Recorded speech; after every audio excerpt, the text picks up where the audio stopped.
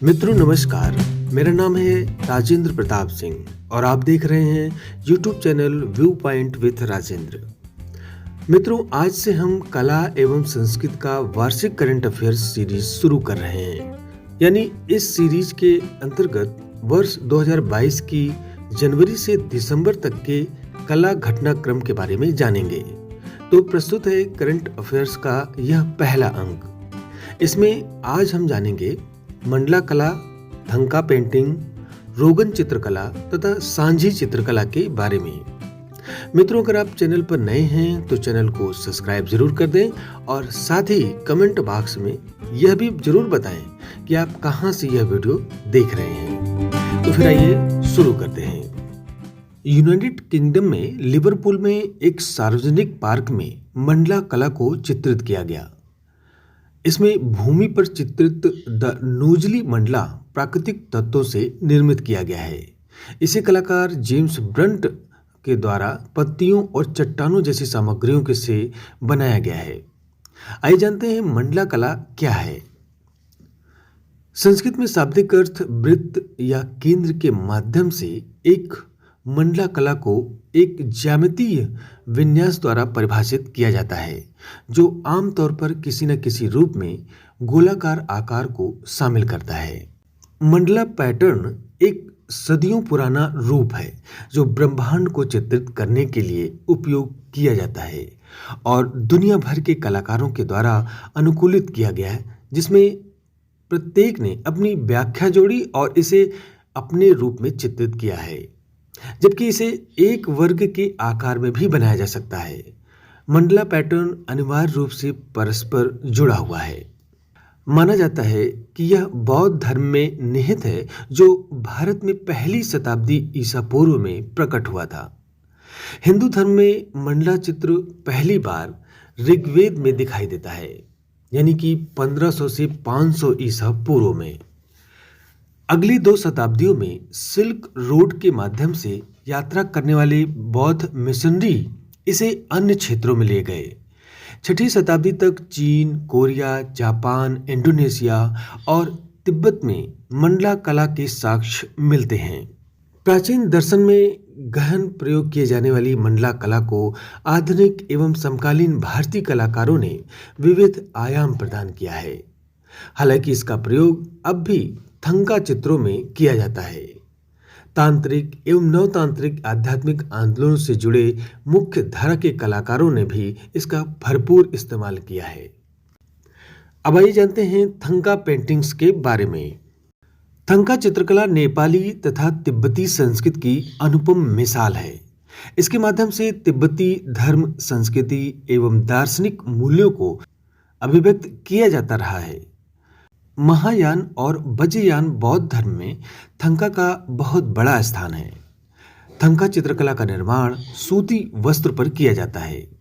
वस्त्र के मध्य भाग में प्रमुख बौद्ध देवता या फिर पौराणिक दृश्यों का चित्र और उसके चारों ओर उससे संबंधित कार्यों को दिखाया जाता है। थंका पेंटिंग बुद्ध, विभिन्न प्रभावशाली लामाओं और अन्य देवताओं एवं बोधिसत्वों के जीवन को दर्शाने वाले महत्वपूर्ण शिक्षण उपकरण के रूप में कार्य करता है।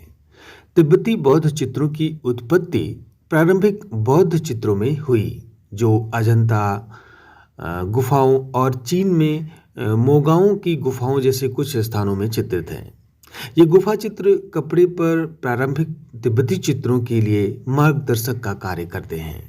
यहीं पर बौद्ध भित्ति चित्रों के साथ साथ चित्रकला का थंका रूप भी विकसित हुआ।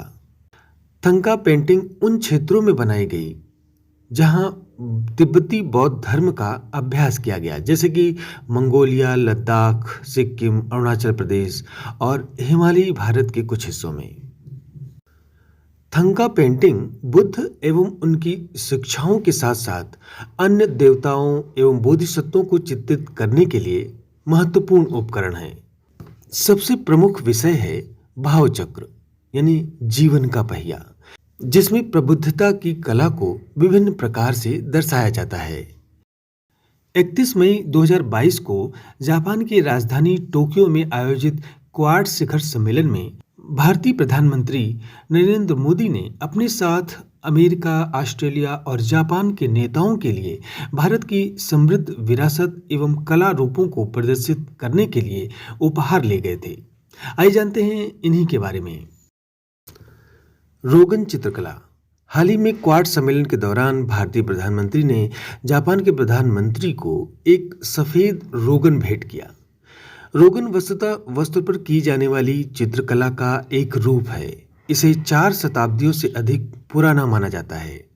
ईरानी मूल की रोगन चित्रकला का लगभग 300 वर्ष पूर्व भारत के कच्छ क्षेत्र यानी गुजरात में आगमन हुआ। फारसी भाषा में रोगन शब्द का अर्थ तेल होता है।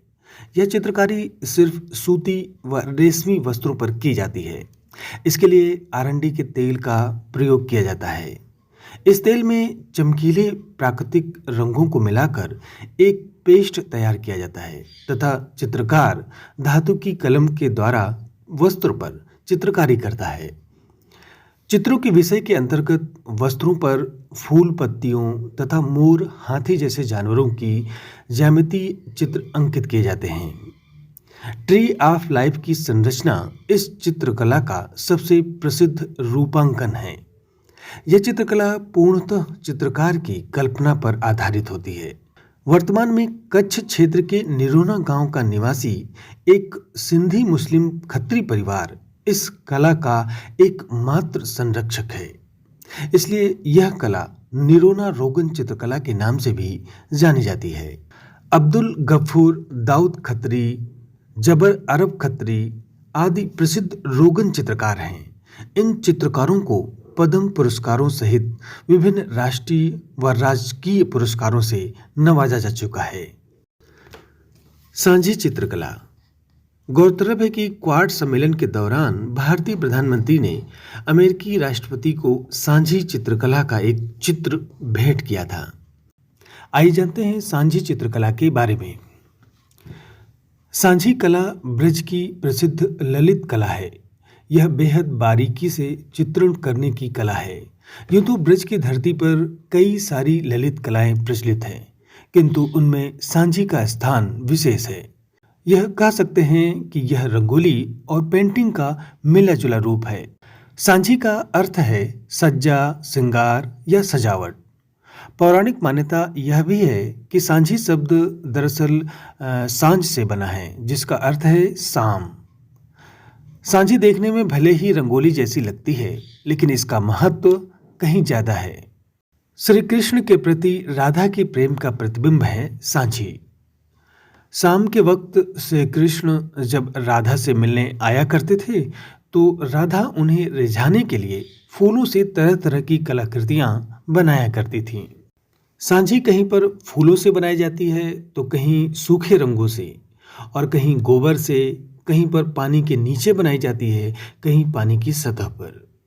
सांझी एक कला नहीं है, यह एक तरह से भगवान की आराधना का तरीका है।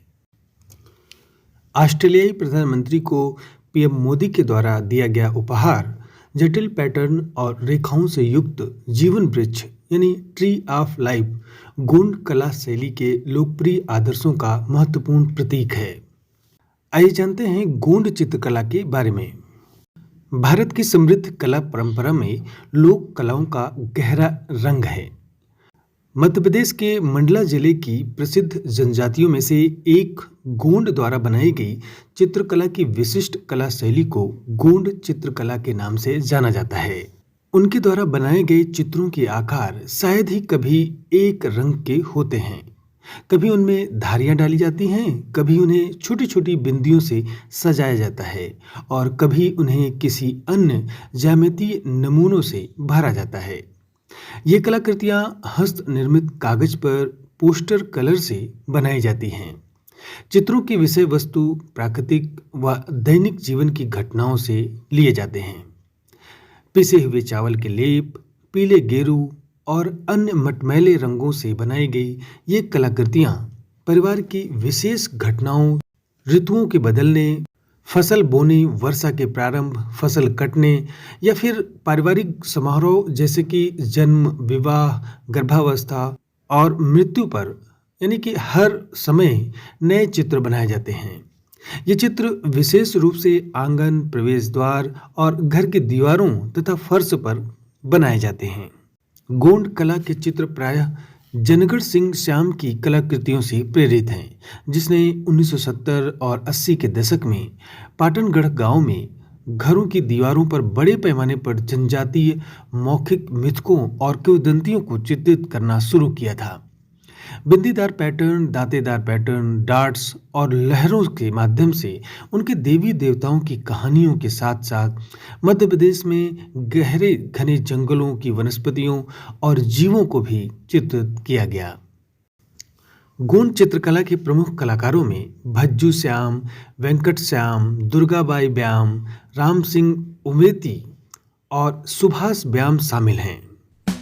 तो फिर आज बस इतना ही। वीडियो को पूरा देखने के लिए बहुत बहुत धन्यवाद।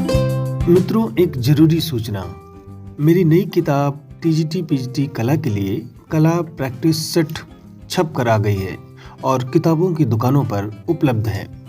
इसमें कुल 25 प्रश्न पत्रों का सेट है, जिसमें 3000 से अधिक वस्तुनिष्ठ प्रश्नों का संकलन प्रामाणिक पुस्तकों, समसामयिक कला पत्रिकाओं तथा विभिन्न आयोगों व चयन बोर्डों द्वारा विगत वर्षों में पूछे गए प्रश्नों के आधार पर तैयार किया गया है। यह पुस्तक किताबों की दुकानों पर उपलब्ध है, साथ ही अमेजॉन और फ्लिपकार्ट पर भी उपलब्ध है। तो आप इस पुस्तक को लेकर जरूर अभ्यास करें।